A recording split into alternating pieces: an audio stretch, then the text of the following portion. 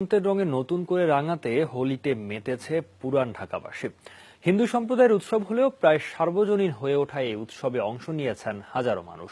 তবে রঙের এই উৎসবে কালিমা লেপে দিয়েছে বখাটেদের উৎপাত। বিড়ম্বনায় পড়তে হয় পথচারীদেরকেও।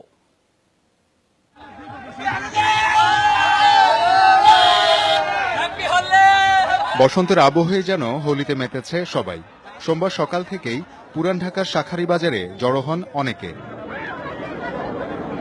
হিন্দু ধর্মাবলম্বীদের মতে ভগবান শ্রীকৃষ্ণ মেতেছিলেন আবির খেলায়। তারই ধারাবাহিকতায় আজকের হোলি উৎসব। তবে সাম্প্রদায়িকতা ভুলে জীবনের উৎসবে মেতে ওঠার উচ্ছ্বাস ছিল সবার কণ্ঠে। ভগবান শ্রীকৃষ্ণ খেলেছিল, এই জন্য আমরা প্রতি বছর এটা উদযাপন করি। রং খেলবো, আনন্দ করবো, বাসায় চলে যাব। অনেক ভালো একটা আন্ডারস্ট্যান্ডিং, রং দিয়ে দিচ্ছে, অন্যরকম একটা মজা হচ্ছে।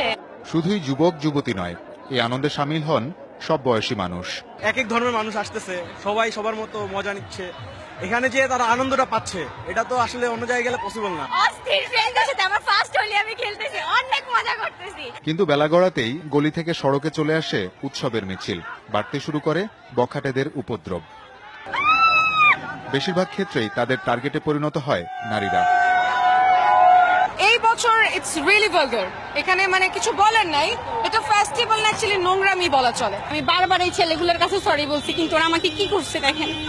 এখন যদি আমার চাকরিটা আমি না বাঁচাইতে পারি তাহলে এটার ক্ষতিপূরণ কে দিবে?